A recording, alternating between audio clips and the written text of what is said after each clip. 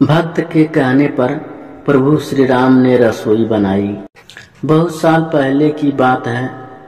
एक आलसी लेकिन भोला भाला युवक था। आनंद दिन भर कोई काम नहीं करता, बस खाता ही रहता और सोए रहता। घर वालों ने कहा कि चलो जाओ, निकलो यहाँ से, कोई काम धाम करते नहीं हो, बस पड़े रहते हो।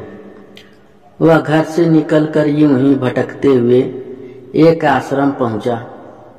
वहां उसने देखा कि एक गुरुजी हैं और उनके शिष्य कोई काम नहीं करते, बस मंदिर की पूजा करते हैं। उसने मन में सोचा कि यह बढ़िया है, कोई काम धाम नहीं, बस पूजा ही तो करना है। गुरुजी के पास जाकर पूछा, क्या मैं यहाँ रह सकता हूँ? गुरुजी बोले, हाँ हाँ, क्यों नहीं, लेकिन मैं कोई काम नहीं कर सकता हूँ गुरुजी। गुरुजी बोले, कोई काम नहीं करना है, बस पूजा करना होगी। आनंद, ठीक है, वह तो मैं कर लूंगा। अब आनंद महाराज के आश्रम में रहने लगा। न कोई काम न कोई धाम, बस सारा दिन खाते रहो और प्रभु भक्ति में भजन गाते रहो। महीना भर हो गया। फिर एक दिन आई एकादशी। उसने रसोई में जाकर देखा कि खाने की कोई तैयारी नहीं। उसने गुरुजी से पूछा कि आज खाना नहीं बनेगा क्या? गुरुजी ने कहा, नहीं, आज तो एकादशी है, तुम्हारा भी उपवास है। उसने कहा, नहीं, अगर हमने उपवास कर लिया तो कल का दिन नहीं देख पाएंगे। हम नहीं कर सकते उपवास, हमें तो भूख लगती है। आपने पहले क्यों नहीं बताया? गुरुजी ने कहा, ठीक है, तुम ना करो उपवास, पर खाना भी तुम्हारे लिए कोई और नहीं बनाएगा, तुम खुद बना लो। मरता क्या ना करता। गया रसोई में। गुरुजी फिर आए। देखो, अगर तुम खाना बना लो तो राम जी को भोग जरूर लगा लेना और नदी के उस पार जाकर बना लो रसोई।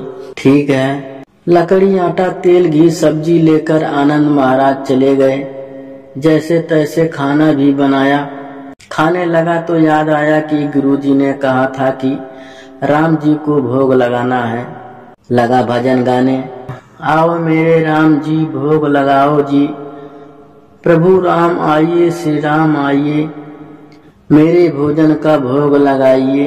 कोई न आया तो वह बेचैन हो गया कि यहाँ तो भूख लग रही है और राम जी आ ही नहीं रहे हैं। भोला मानस जानता नहीं था कि प्रभु साक्षात तो आएंगे नहीं, पर गुरुजी की बात मानना जरूरी है। फिर उसने कहा, देखो राम जी, मैं समझ गया कि आप क्यों नहीं आ रहे हैं।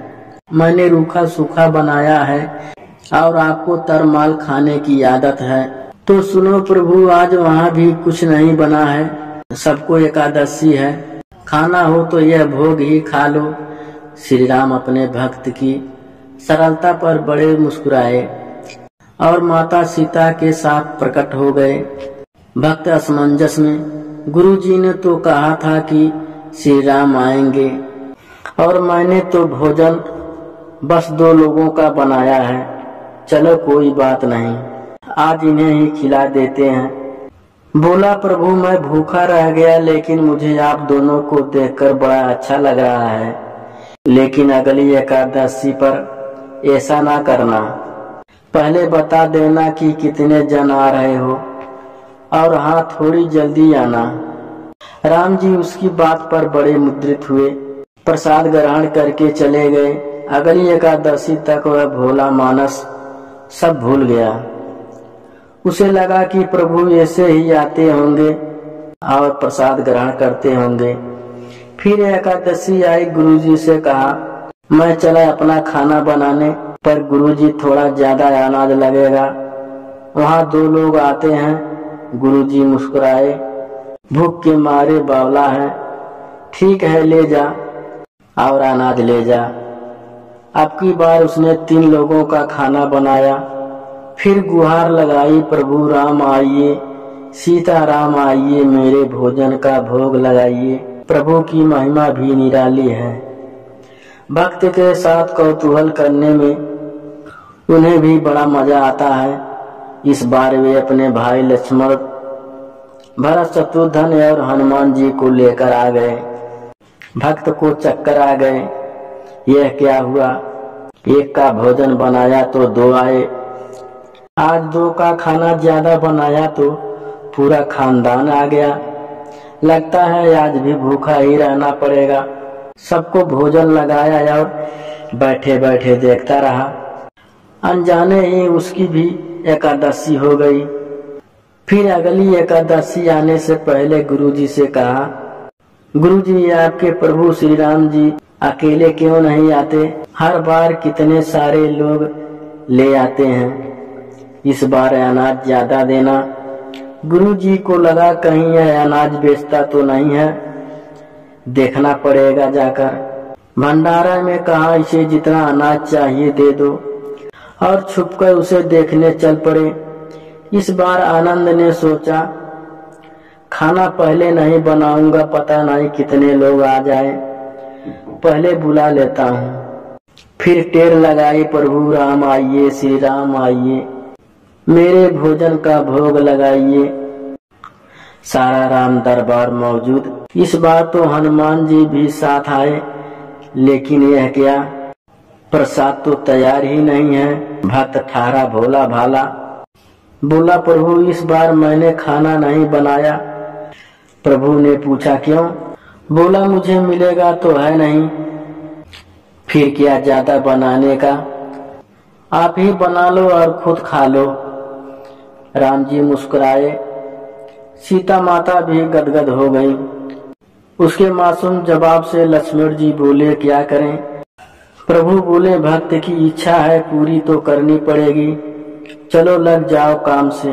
लक्ष्मण जी ने लकड़ी उठाई, माता सीता आटा सानने लगी। भक्त एक तरफ बैठकर देखता रहा। माता सीता रसोई बना रही थी तो कई ऋषि मुनि और यक्षगंधर्व प्रसाद लेने आने लगे। इधर गुरुजी ने देखा कि खाना तो बना नहीं। भक्त एक कोने में बैठा है। पूछा बेटा क्या बात है, खाना क्यों नहीं बनाया। बोला अच्छा किया गुरुजी आप आ गए, देखिए कितने लोग आते हैं प्रभु के साथ। गुरुजी बोले मुझे तो कुछ नहीं दिख रहा तुम्हारे और अनाज के सिवा। भक्त ने माथा पकड़ लिया, एक तो इतनी मेहनत करवाते हैं प्रभु, भूखा भी रखते हैं और ऊपर से गुरुजी को दिख भी नहीं रहे, यह और बड़ी मुसीबत है। प्रभु से कहा आप गुरुजी को क्यों नहीं दिख रहे। प्रभु बोले मैं उन्हें नहीं दिख सकता। बोला क्यों, वे तो बड़े पंडित हैं, ज्ञानी हैं, विद्वान हैं, उन्हें तो बहुत कुछ आता है, पर वे सरल नहीं हैं तुम्हारी तरह, इसीलिए उनको नहीं दिख सकता। आनंद ने गुरुजी से कहा गुरुजी प्रभु कह रहे हैं कि आप सरल नहीं हैं, इसीलिए आपको नहीं दिखेंगे। गुरुजी रोने और कहने लगे कि वाकई मैंने सब कुछ पाया पर सरलता नहीं पा सका, तुम्हारी तरह और प्रभु तो मन की सरलता से ही मिलते हैं। प्रभु प्रकट हो गए और गुरुजी को भी दर्शन दिए। इस तरह एक भक्त के कहने पर प्रभु ने रसोई बनाई।